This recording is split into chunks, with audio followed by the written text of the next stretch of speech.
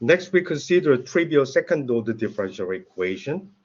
So, calculus and differential equations, both of them are originated from a physics problem.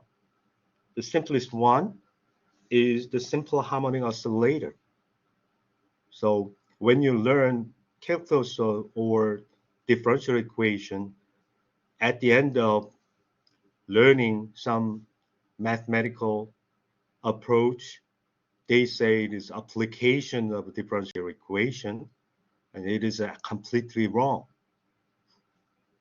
This is the origin of calculus and the origin of differential equation.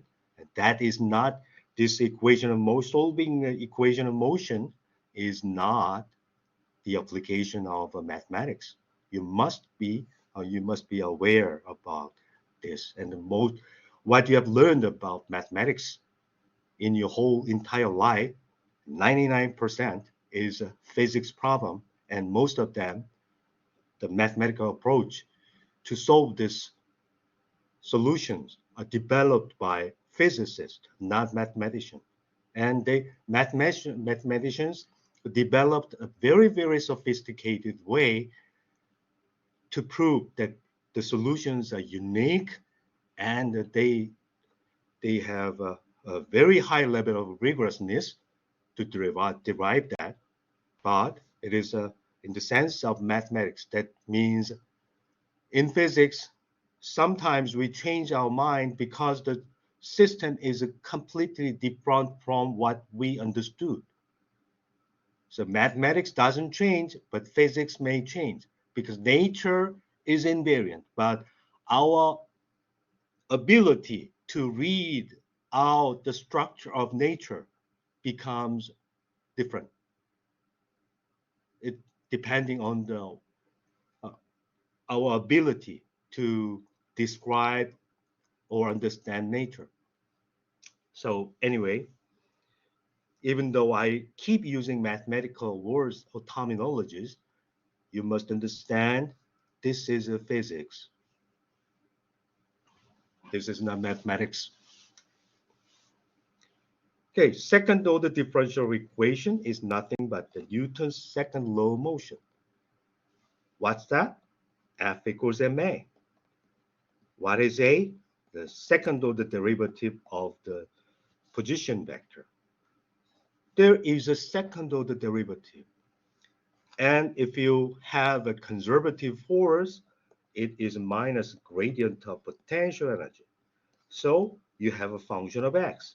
For simplistic case is the case for the spring mass system that has minus kx, that is linearly proportional to the force acceleration and is opposite to the displacement from the equilibrium position. And if we rescale this one, you will find this kind of equation, and this system has a solution of cosine and sine. And this second order linear differential equation is mathematically identical to the simple harmonic oscillator's equation of motion. This kind of equation of motion, they say second order differential equation, the highest power of derivative is a second order. So this is second order differential equation. An equation is a differential equation because we have double derivative. Single derivative is missing, no derivative. Multiplied by numbers or even functions. So their linear combination equals something is called the differential equation. And these do not carry power or sign, nonlinear function. They are all linear combination of nth order derivative multiplied by coefficients and added up. So linear combination. So it is a linear differential equation. And if it is a zero, they say it is a homogeneous differential equation. Homogeneous equation is very simple to deal with because if x equals f of x is a solution, if g is another solution, then sum of them or any linear combination is also a solution because this one gives a 0, this one will give 0, therefore their linear combination will also give 0. So homogeneous solution, the space of solution for the homogeneous equation is very similar to the Euclidean space. If there are two basis vectors, that is a plane, a Euclidean plane, then you need E1 hat and E2 hat and their linear combination we call Cartesian coordinates.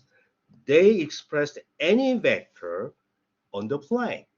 Something like that, the general solution of a homogeneous equation, especially the linear differential equation of nth order, there should be n basis function, not a vector, but basis function. Nth order derivative requires n times integration. There are n independent parameters multiplied by n linearly independent functions. And these linearly independent functions are equivalent, logically equivalent to the Cartesian basis vectors that appears to describe any vector in a vector space.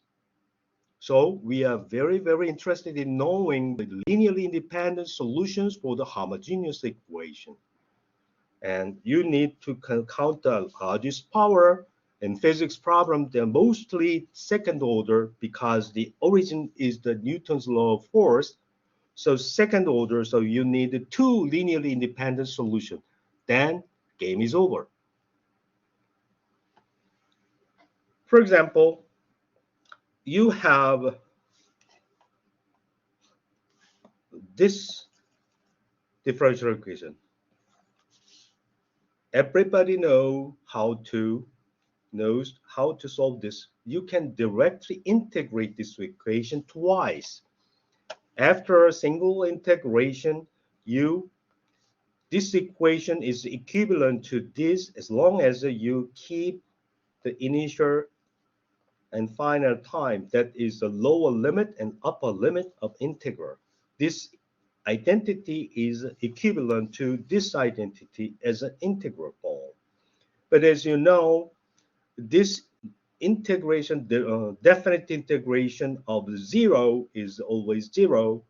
However, this definite integral of this is the difference of two primitive functions that indefinite integral substituted with t and initial value 0. So because of this, we have an integration constant. The free parameter appears after a single integral.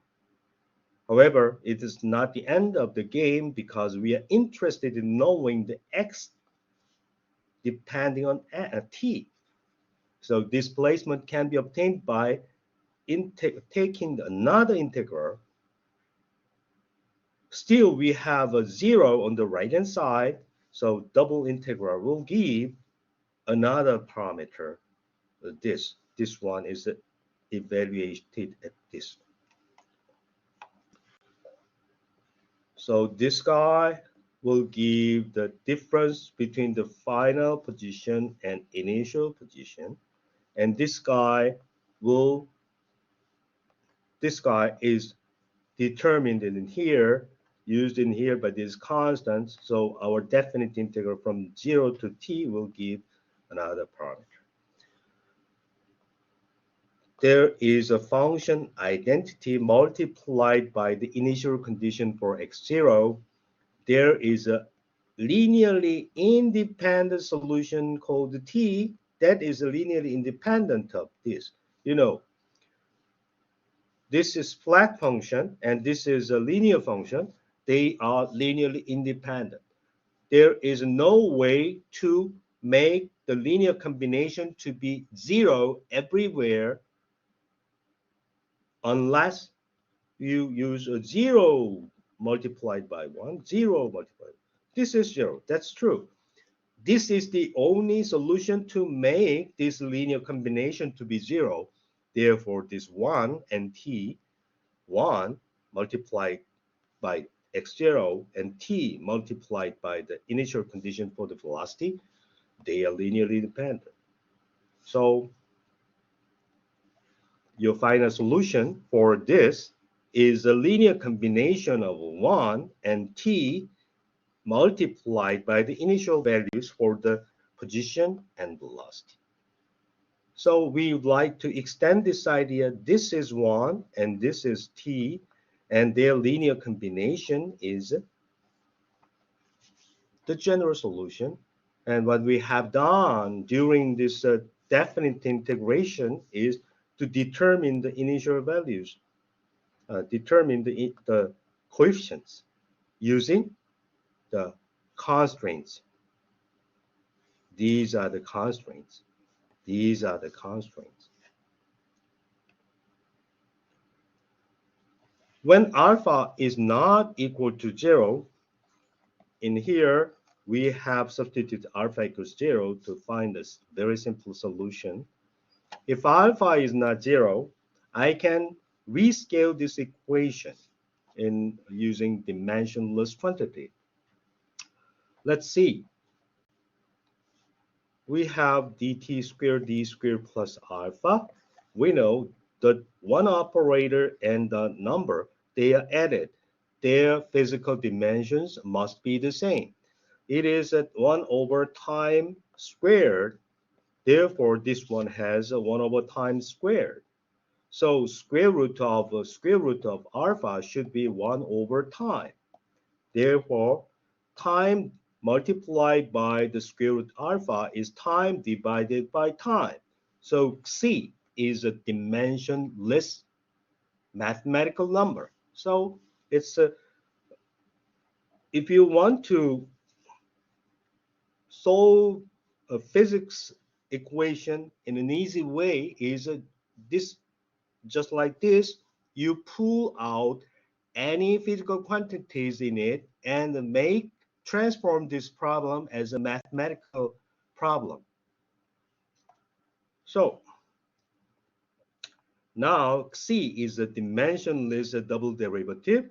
So this one has disappeared because I have rescaled time in it. So that's it. And then we make use of the fact the derivative of a real number, exponential real number, is itself. And we apply chain rule to rescale this one with finally, if you have some parameter, your derivative with respect to this number C is the same as this, except that there's additional factor in it. If you apply the derivative operation twice, you have lambda squared. As a result, your solution is valid when this lambda squared equals 1. You know, lambda squared equals 1. Where is it? Lambda squared equals 1. Lambda equals plus minus 1. This one should be for lambda squared equals minus 1. What's wrong with it? Here, lambda squared minus 1. You know, we have minus in here. Lambda squared is minus 1. So there are typos. This one should be minus 1. And this one should be minus 1.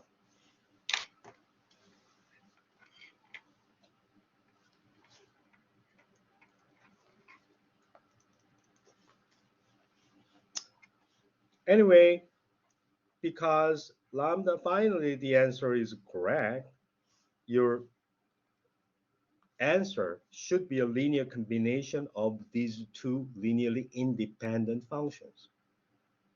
But your answer should be expressed in terms of t instead of t is our variable, physical variable indicating time.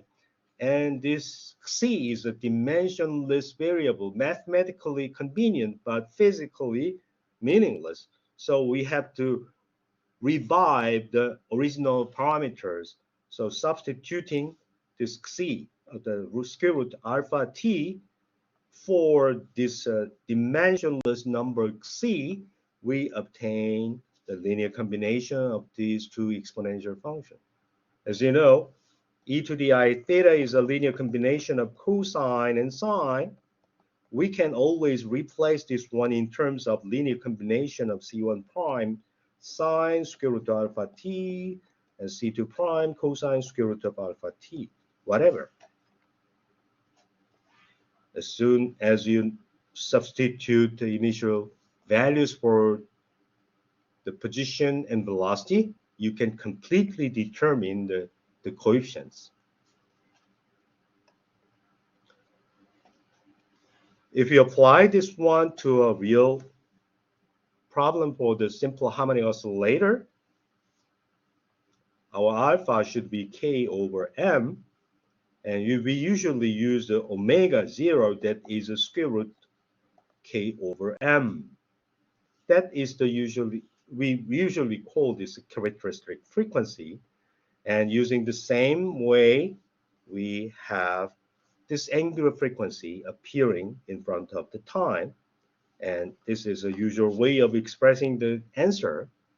But you will find, if you consider a more complicated problem, such as electromagnetism and the circuit problem, it is more convenient to make use of exponential in complex version of the solution, and then as you wish, you can always project out the real or imaginary part of this complex solution, even though the complex solution is not measurable completely. I mean, what you measure is always a real number that is a projection of a complex number on the straight line.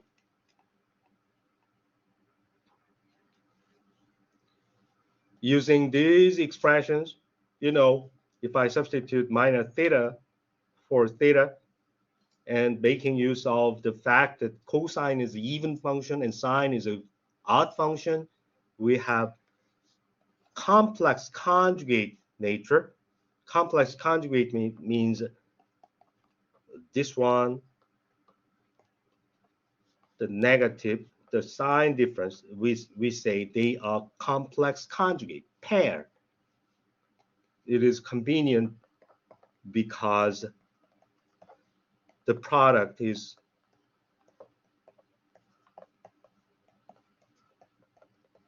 this. Okay, using this, we will find that the linear combination of exponentials is equivalent to the linear combination of cosine and sine, and it is always possible to combine them into a single either sine or cosine with amplitude and phase. They are always the same.